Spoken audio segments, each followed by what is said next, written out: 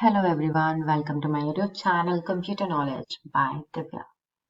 आज की वीडियो में हम देखने वाले हैं पाइथन और पाइथन लैंग्वेज में हम देखेंगे कि कंडीशनल स्टेटमेंट क्या होता है। जैसे कि आप ये सुन रहे हैं ना वर्ड कंडीशन, आप समझ गए होंगे कि हाँ कुछ तरीके की कंडीशन है, मीन्स कि आप चाहते हैं अगर आपकी कंडीशन फुलफिल हो तो एग्जीक्यूट क्या करना चाहिए, ना फुलफिल तो क्या होना चाहिए।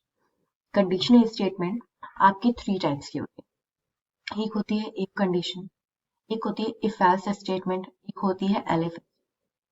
इफ में क्या होता है, इफ में सिंपल क्या होता है कि अगर आपकी कंडीशन ट्रू है देन आपका रिजल्ट आ जाएगा जो आप लिखवाना चाहेंगे, जो आप प्रिंट कराना चाहेंगे। अगर आपकी कंडीशन फॉल्स है तो कोई रिजल्ट नहीं आएगा, नल। ओके, नल मतलब कि कुछ भी नहीं होगा, बिल्कुल ऐसे नॉर्मल सा क्लियर सा आ जाएगा रिजल्ट के तौर पे। और अगर आप यूज कर रहे हैं इफ एल्स स्टेटमेंट तो क्या होगा, अगर आपकी कंडीशन ट्रू है तो इफ वाली कॉलम एग्जीक्यूट होगा, अगर आपकी कंडीशन ट्रू नहीं है तो एल्स में जो आपने वैल्यू डाली होगी वो एग्जीक्यूट होगा। अब आता है लास्ट में एलिफ। एलिफ एक तरीके की नेस्टेड कंडीशनल स्टेटमेंट है। नेस्टेड मतलब क्या हुआ कि इफ एल्स की कंडीशन के अंदर ही फिर दोबारा से कंडीशन, फिर दोबारा से, इस तरीके से कंडीशन आप लगाते जा रहे हैं, उसके हिसाब से अपना क्या पा रहे हैं, रिजल्ट पा रहे हैं। तो आज की क्लास में सिर्फ हम देखेंगे इफ के बारे में, फिर नेक्स्ट क्लास में एल्स है, सॉरी या इफ एल्स, उसके बाद में एलिफ। इस तरीके से हम देखेंगे कि वीडियोस मेरी छोटी होती हैं 15 मिनट की, तो इसमें तो मैं आपको ज़्यादा नहीं बता पाऊंगी एक ही बार में सब कुछ, तो इसलिए आज हम फिलहाल इफ के बारे में देखेंगे। ओके, चलिए अब मैं अपना जो पाइथन ओपन कर लेती हूँ। तो यहाँ पे मैं लिख रखा है conditional statement if expression, conditional इस तरीके से। अब यहाँ देखिए, आप यहाँ क्या करेंगे, यहाँ पे जैसे मान लीजिए वेरिएबल ले रहे हैं, ये हमारा वेरिएबल है। वेरिएबल वो होते हैं जिनके अंदर आप वैल्यूज वेरी कर सकते हैं, मतलब चेंज ला सकते हैं। एक इक्वल टू मैंने 10 लिया। अब यहाँ पे क्या लगा रहे हैं, आप चाह रहे हैं इफ एक्स ग्रेटर देन 20, थोड़ा बड़ा नंबर लेते हैं, ग्रेटर देन 50, देन अब यहाँ कॉलन लगाना है। अब प्रिंट, आप प्रिंट कराना चाह रहे हैं एक्स इज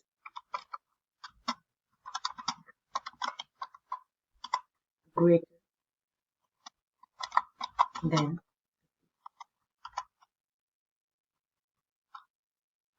ओके फाइन। अब आप एक और स्टेटमेंट चाह रहे हैं साथ में लिखना, print x is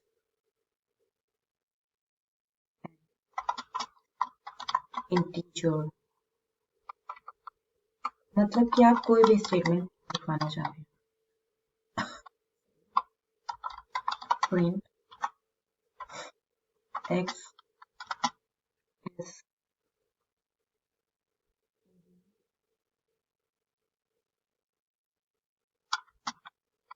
x is, okay let's hello. इस तरीके से आप यहाँ आपको पे करना, सॉरी करना पड़ेगा, या तो फिर यहाँ पे कर लें क्योंकि कंपेयर तो इससे करेंगे जो होगा, दोनों एक जैसे। चलिए अब इससे क्या करेंगे, आप एग्जीक्यूट कराएंगे, रन कर दीजिए। ये रन हो गया। अब आप ये सोच रहे होंगे यहाँ पे वैल्यू क्यों नहीं आई। हुँ?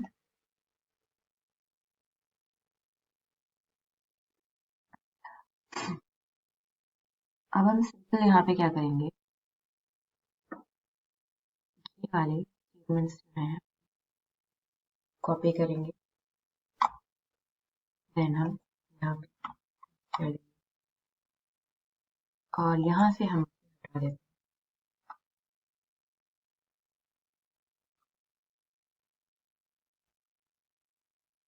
आप इसे हम रन करें तो आप देखिए, और यहाँ पे क्या है, बोला है x इक्वल टू 10 है। अब यहाँ क्या है, यहाँ तो आप सिंपल देख पा रहे हैं, अगर x 50 से बड़ा होगा तो ये स्टेटमेंट एग्जीक्यूट होगी, पर 50 से बड़ा तो है नहीं। तो हम क्या कर सकते हैं, हम इसकी वैल्यू कर सकते हैं। तो मैं इसे 100 कर देती हूँ, देन मैं रन कर। अब as per the condition run करें, 100 है मतलब 50 से बड़ी वैल्यू है, तो प्रिंट में जो भी हमने स्टेटमेंट लिखी थी, x is greater then 50, x is integer, hello, ये सब लिख के आ गया आपका। ठीक है, देखिए जब आप इफ की स्टेटमेंट लिखते हैं उसके बाद में आपको लास्ट में कॉलन लगाना बहुत जरूरी है। अगर आप कॉलन नहीं लगाएंगे, देन उसके बाद में अगर आप कॉलन नहीं लगाते, आप नीचे लाइन में आ जा रहे हैं, तो यहाँ से स्टेटमेंट स्टार्ट होगी प्रिंट वाली, जो कि क्या होगा, अगर आप कॉलन लगा के लिखते हैं तो इंडेंटेशन रिक्वायर्ड होता है जब इफ स्टेटमेंट वगैरह करते हैं। तो उससे क्या होता है कि आप यहाँ पे कॉलन लगा के लिखेंगे तो ये इस तरीके से अज्यूम करेगा कि इसके अंदर ये जो प्रिंट वाली जो स्टेटमेंट है वो लिखी है। अगर ये कॉलन ना होके आगे होती वैल्यू, तो क्या होता, देखिए जैसे कि मान लीजिए आप एक x ले रहे हैं, इक्वल टू हम 10 ले रहे हैं,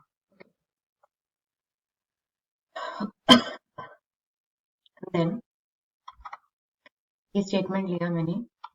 अब इसके बाद में एक मैंने यहाँ प्रिंट लिखा, देन बाय बाय लिख दिया। ओके, अब इसे एग्जीक्यूट करते हैं, बाय बाय लिख के आ गया। आप ये सोच रहे होंगे अब मैंने x की वैल्यू क्या कर दी है, 10 कर दी। स्टेटमेंट ये वाली जो स्टेटमेंट हमने x जो है 50 से बड़ा होना चाहिए, वो तो फॉल्स हो गई, फिर भी हमारा बाय बाय लिख के क्यों आ गया, ये सोच रहे होंगे ना। देखिए मैंने क्या बोला था, इंडेंटेशन के बाद में जो आप लिखते हैं, जो उस इंडेंटेशन को फॉलो कर रहा है, लाइक दिस वन, वो सारा इफ स्टेटमेंट के अंदर आ रहा है। पर ये जो प्रिंट है ये क्या है, इंडेंटेशन को फॉलो कर ही नहीं रहा है, ये प्रिंट इंडेंटेशन के बाहर है। मीन्स कि ये स्टेटमेंट ट्रू हो फॉल्स हो, डजंट मैटर, ये तो भाई अपना काम करेगा करेगा। मतलब ये अगर यहाँ पे आप कुछ भी लिखेंगे तो वो अपना काम प्रिंट होके आएगा। क्यों आएगा, क्योंकि इंडेंटेशन फॉलो नहीं कर रहा है, आपकी कंडीशन के अंदर बाउंडेड नहीं। ओके, चलिए एक और चीज देखते हैं, जैसे कि अगर कंडीशन ये ट्रू हो जाती, मान लीजिए 760, बड़ा ही तो बताना है बस, एंड देन फिर मैं यहाँ ये लिख देती हूँ। अब देखिए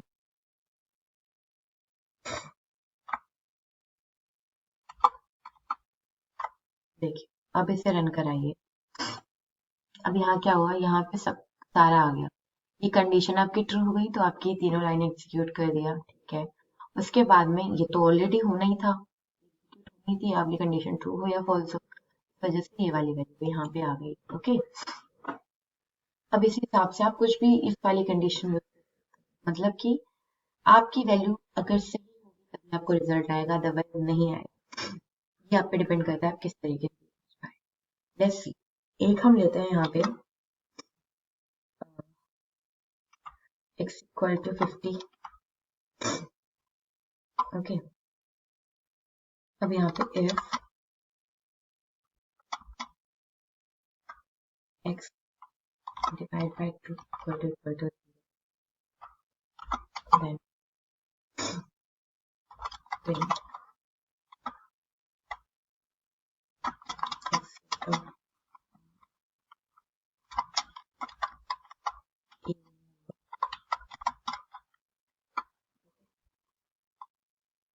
मैंने बोला है अगर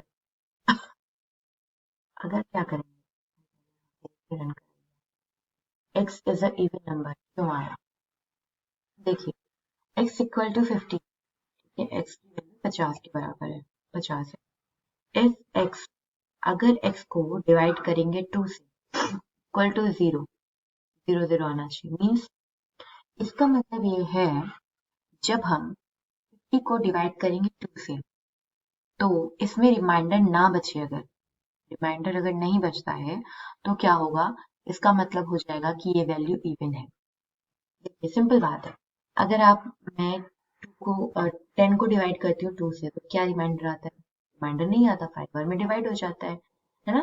तो इसके बाद इसका मतलब क्या हुआ कि 10 देखिए इवन है, कि उसमें रिमाइंडर नहीं आना चाहिए। अगर रिमाइंडर नहीं आ रहा है तो मीन क्या हो जाएगा आपका, कि वो नंबर इवन हो जाएगा। इस यहाँ पे इसे मैंने कॉपी कर लिया, 50 के लिए x से आगे। अब मान लो मैं x ले रही हूँ 29। ओके, देन मैंने ये वैल्यू रन कराया। अब देखिए कुछ रन नहीं हुआ। एक और चीज करते हैं, प्रिंट हेलो। आपको इससे पता चल जाएगा कि स्टेटमेंट रन हुई भी है कि नहीं, वरना आप सोचेंगे कि ये तो कोई आ नहीं रहा, मतलब कि रन ही नहीं हो रहा, है ना। तो इसे हमने किया, मैंने हेलो लिख के आ गया। इसका मतलब क्या हुआ, मैंने इफ स्टेटमेंट लगाई थी, ठीक है। एक्स की वैल्यू मैंने 29 की वैल्यू 29 का मतलब क्या हुआ, इसकी वैल्यू 29 का मतलब हुआ अगर x की वैल्यू 29 है, यहाँ पे कंडीशन क्या लगी है, x की वैल्यू 29 होगी। यहाँ कंडीशन क्या लगी है कि अगर x डिवाइड करें, डिवाइड नहीं, x को डिवाइड करें 2 से, मतलब तो यहाँ क्या आना चाहिए, ये हमारा मॉडुलस है, x मॉडुलस। इसका मतलब क्या हुआ, 29 को हम 2 से डिवाइड करें, यहाँ पे 0 के बराबर आना चाहिए, मीन्स कि कोई भी रिमाइंडर नहीं बचना चाहिए।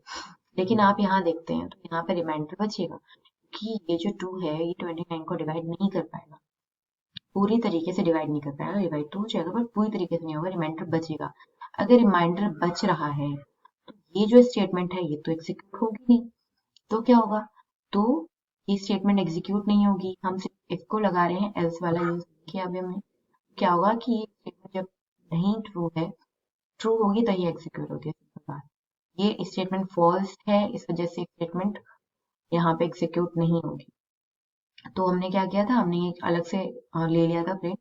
ये जो है प्रिंट इसके इंडेंटेशन के बाहर है, मतलब कि इफ के बाहर है, इसलिए यहाँ पे प्रिंट हो जाएगी। अगर ये वैल्यू सिंपल अभी मैं लिखूँ तो अगर मैं 30 कर, और ये मैंने यहाँ पे लिख दिया, देन प्रिंट, ओके।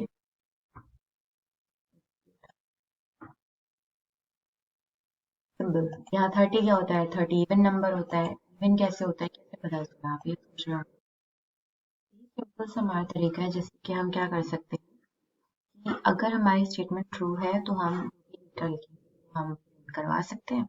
अगर स्टेटमेंट हमारी फॉल्स तो जो डेटा हम लिखेंगे फॉल्स, वो प्रिंट नहीं होगा। प्लस अगर मैं यहाँ पे लिखूँ नम इक्वल टू 10 ले लीजिए, इफ नम क्या है, ग्रेटर देन है इससे, 0 से, या 0 से बड़ा है, देन प्रिंट कराना चाह रहे हैं हम, तो आप कोई भी स्टेटमेंट लिख सकते हैं अपने हिसाब से, आपके according. Num is greater than 0, okay.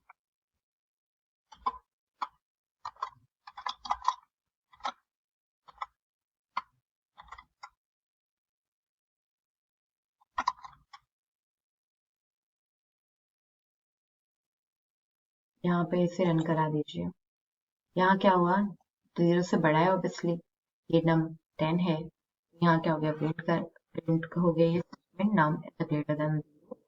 और यहाँ पे प्रिंट होनी थी क्योंकि वो इंडेंटेशन के बाहर आ रही है, उससे इससे कोई मतलब नहीं, सही हो गलत हो, इट डजंट मैटर, ओके।